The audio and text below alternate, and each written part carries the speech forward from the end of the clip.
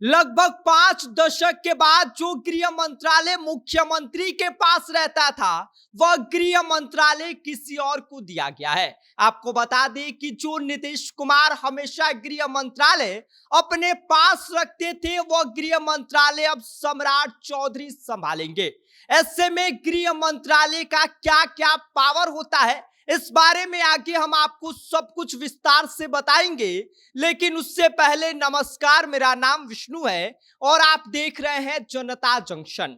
आपको बता दें कि सम्राट चौधरी बिहार के नए गृह मंत्री बनाए गए हैं और गृह मंत्रालय उनके पास में है। ऐसे में गृह मंत्रालय के पास कौन कौन सा पावर होता है, और अगर इसके बारे में बात किया जाए तो भाई, जेल प्रशासन पर पूरा नियंत्रण गृह मंत्रालय का होता है।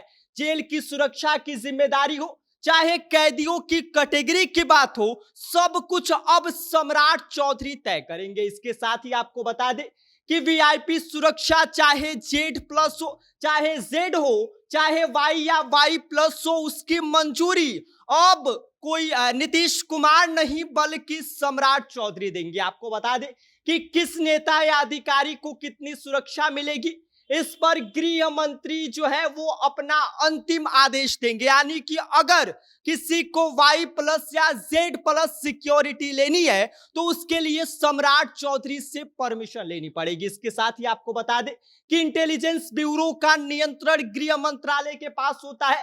राज्य की जो खुफिया एजेंसी है वह गृह मंत्रालय के अधीन होती है। चाहे चुनाव हो या फिर कोई राजनीति हलचल हो, चाहे कोई वीआईपी मूवमेंट होता है, सबका इंटेलिजेंस इनपुट गृह मंत्री तक जाता है। इन सब पर भी कंट्रोल, नियंत्रण अब सम्राट चौधरी का होगा। इसके साथ ही आपको बता दें कि बड़े अपराधों की मॉनिटरिंग अब सम्राट चौधरी करेंगे। अब चाहे मॉब लिंचिंग हो या फिर कोई चुनावी से जुड़ी हिंसा हो, चाहे हाई प्रोफाइल केस हो, गृह मंत्री खुद इन मामलों की सीधी मॉनिटरिंग करेंगे।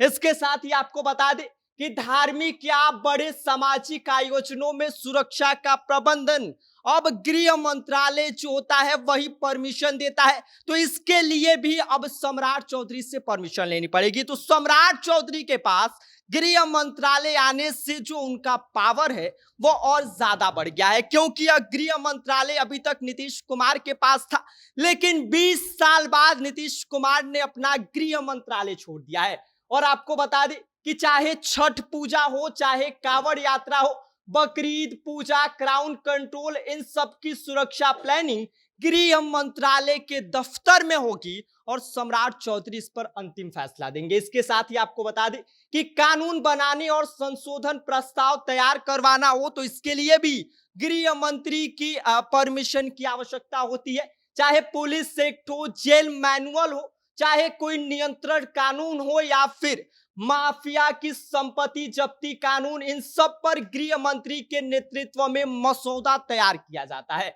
इसके साथ ही कानून व्यवस्था की पूरी कमान सम्राट चौधरी की अब हाथों में आ गई है, क्योंकि गृह मंत्रालय उनके पास आने थे। सबसे बड़ा चीज यही होता है कि पूरी कानून व्यवस्था की कमान अगर कोई देखेगा तो उस सम्राट चौधरी देखेंगे।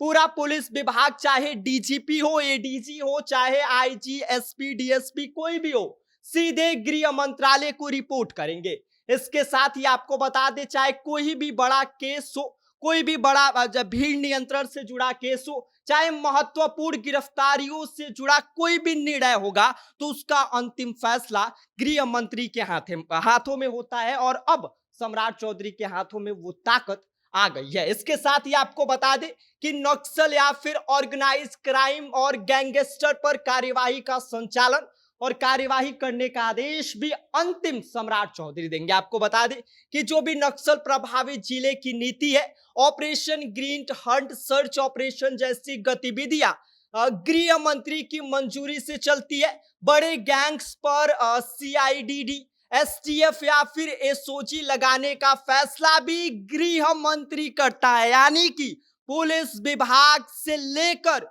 जो भी कानून व्यवस्था की चीजें हैं उसकी सारी कमान, सारा पावर इस वक्त सम्राट चौधरी के हाथों में है। जो चाहेंगे सम्राट चौधरी वो करेंगे।